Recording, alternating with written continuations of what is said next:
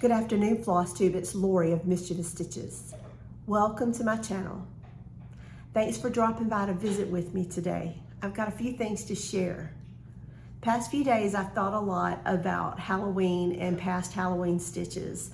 I've been stitching this week another of the Satsuma Street Halloween ornaments I'll share with you in a minute. And I pulled from my under the bed finished piece stash a couple of my prior Halloween finishes that's never been fully finished. So I thought I'd share those with you, give you a little update on what I'm stitching, and then my one little finish, and I fully finished this week. So let's get started.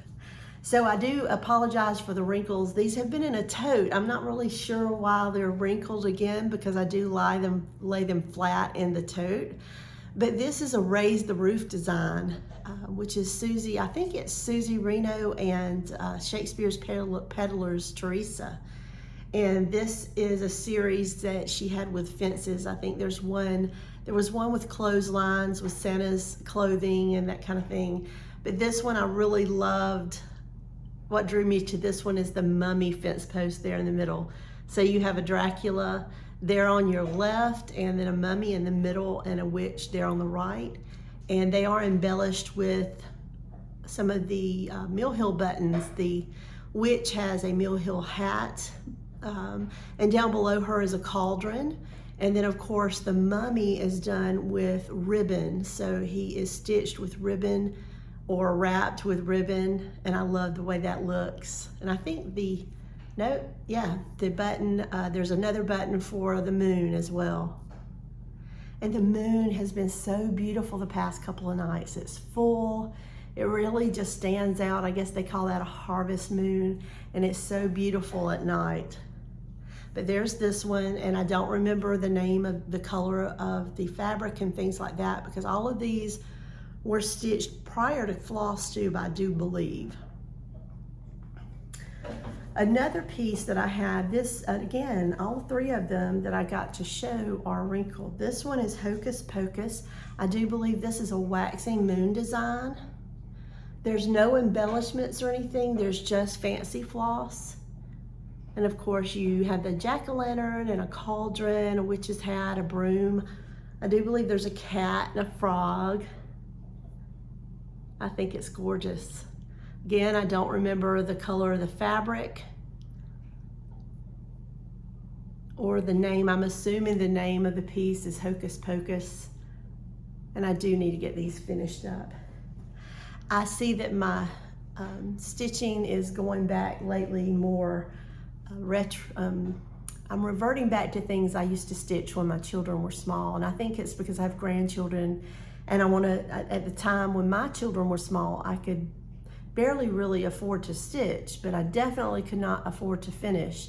And now that I have grandchildren, I'm looking to having things sitting around and things that I've stitched up to display for the holidays to make it enjoyable for them. And I have one more I want to share with you. I really like this one. I remember buying this from a now closed shop that was in Lexington, South Carolina, called the Needler. They had it finished and displayed, and I want to say it was a quilted piece. I did purchase a Sudbury box. It's like a tray to finish this one in, and never have. I think I have shared this one on Flosstube before, so this one must have been finished. Maybe it was finished during, but aside from that, this is a Cricut Collection piece. And I want to say it was something all around, so whether it was holiday all around or costumes all around, but it's children out trick-or-treating. And so you have a raven there on the fence, maybe a fence to the, old cast iron fence going into a graveyard. And then you had the harvest moon and children just dressed in different things, lion, witch, pumpkin, clown, Dracula for Halloween. And I think it is so adorable. And I think it's time to start getting them finished up, don't you? So this week I pulled out, I had it was a very long work week. I'm so glad it's over. I'm so prayerful that this coming week is gonna be much better. in this past work week, but I did start a small piece and I was thinking, oh, I can knock this out in 2 or 3 days. No, I finished it late last night, stayed up to finish it. I did start it last weekend on Sunday, but I was unable to finish it just because I had such long work days and there was just no time for stitching. But I did start another and finish the Satsuma Street Christmas, I'm sorry, I said Christmas, it's not, Halloween ornaments, and this was a kit and it's called Hoppy Halloween. I did look before doing the video and you can get these on her Etsy shop. And you can actually get the, like the current year's Halloween releases. They are kitted and you can get them in a bundle. So she released 4 and you can get 4 all together. So last weekend when I was looking up the ones that were released this year, I don't know what popped in my head. I think because I finished the other one last weekend, the Raven, and I shared it on my video, I wanted to see if she had released any for this year, and she did. So while I was there, I found 2 pieces that I wanted, and I may have shared this one last video. Apologize if I did. Like I said, it was a long work week. But I downloaded 2 PDFs, and one was a stitch along and one was for my next perforated paper. Now these were not, this one was not offered as a download. A kit. But this is Pumpkin King Nutcracker. And so I downloaded him. I did go out and get the threads yesterday. There's like 5 threads. I already had perforated paper. He's actually stitched on black perforated paper. I don't have that, but I'm gonna use the brown and I think he's gonna look just fine on the brown, but I'm looking forward to getting him done. Again, Halloween is this coming week. I may run into next weekend. That's not a problem either. But I do have everything ready and set, and I'll probably put some anchor stitches in today, some foundation stitches that I can build up off of this coming week. And while I was there, I saw that she offered a stitch along, and the stitch along is Winter Woods.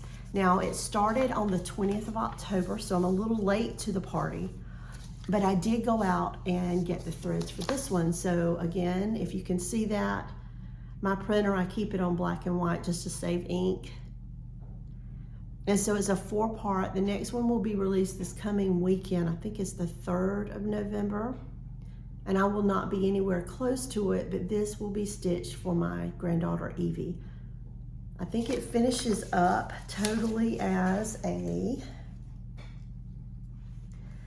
10 1/4 by 10 1/4 inch square. I think that'll make a nice size pillow for her room. And so I'm going to make that up. And she's just turned 1 in September, so she may not appreciate it right now, but she will in the coming years. So I also got the threads for that one and pulled out a piece of fabric, and this fabric is called Winter Solstice, and it's by Fabrics by Stephanie, and it is a Lugana. And I chose the Lugana because I like the pieces, the stitches on this to be pretty even, because it does have the white in there. I did look, as you can see, one of the first big motifs on this first square is a polar bear. It's really going to stand out on this fabric. Now it calls for a different fabric. It does call for a blue, but the fabric it calls for is, I could have swore I saw it.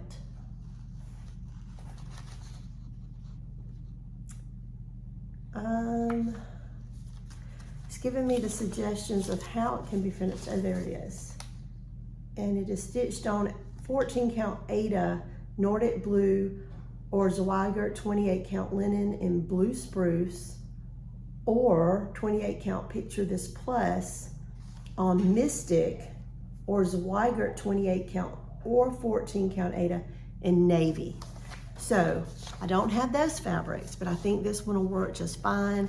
And here are the colors, and I've got them all bound wrapped up on the bobbins and on a floss ring. And so let me get them all going one direction so they won't be so higgledy-piggledy. Okay. Let me throw them like this. And so here are the colors for this piece. Very, very bright, very happy. Just something I can picture a young girl picking out. So that'll be a start. I'll probably put anchor stitches in that. I would like to kind of try to catch up on the stitch along with everyone that's stitching in with it.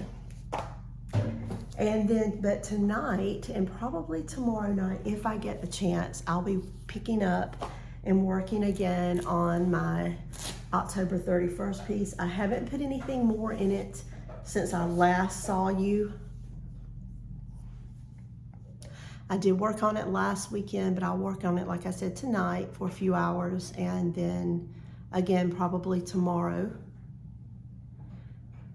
And those that are participating along with me, please, if you post pictures on Instagram, use the October 31st SAL hashtag. I'd love to see what you're working on or where you're at and how you're coming along.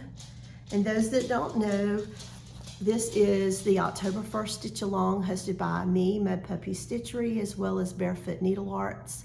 And remember, through the 31st of October, which is just a few days away, you can get the threads and the pattern from Barefoot Needlearts for 20% off using the code October 31st. If you go to their website, you just click on there's a link directly off their homepage for this sale hosted by MischievousStitches. And we'd love to have you join along with me. I'm just taking my time and savoring every stitch as I stitch on this piece so that everyone has time to stitch along with us, because some of us do stitch, we stitch one piece monogamously, and others we like to pick up other things and start them, like stitch-alongs for their granddaughter or pumpkin nutcrackers. We like to start while we're working other things, and that's what I'm going to be doing. But I will put in some more stitches that I'll be able to share with you next weekend. And other than that, it's going to be a very busy week, so I'm not sure exactly how many hours or how much time I'll get to stitch, because my son actually left early this afternoon, headed home from Montana. So he's going to take a leisurely drive from here home. I'm so excited. I can't wait to throw my arms around his neck and just squeeze him tight. I don't know how long I'm going to squeeze before I let go. It's going to be so amazing to have him home. His fiancée Cheyenne is coming along with him, so please pray for them as they travel across the country. And I know they're going to enjoy it. We have these United States are amazing, beautiful places, beautiful people. But the traveling through snow and then all the way here, I think they're leaving, I think they had like 9 or 10 inches over the past couple of days where he was. And so they're driving here where it's 78 degrees and sunny, which is normal around Halloween. We'll have a little bit of a rise in the temperatures, but they will be cooling off more this weekend. So I'm looking forward to having him home. I'm sure Wednesday is going to be very, very joyful having him come in. My other girls will be here with their children, and they get to meet their Uncle Jacob for the first time. And I'm just really enjoying it. It's going to be a joyful few days, especially next weekend. And they will be staying with us till they find a place locally. And I'll be happy to have them here. So my husband and I have been busy today just washing up bed sheets and things like that, getting the room ready for them, freshening things up. There's still other things we can be doing, but I'm going to go stitch this evening. I hope everyone has a wonderful coming week. If you enjoy celebrating Halloween with your children, collecting candy, happy Halloween to you. And until next time, hugs and stitches, everyone. Bye-bye.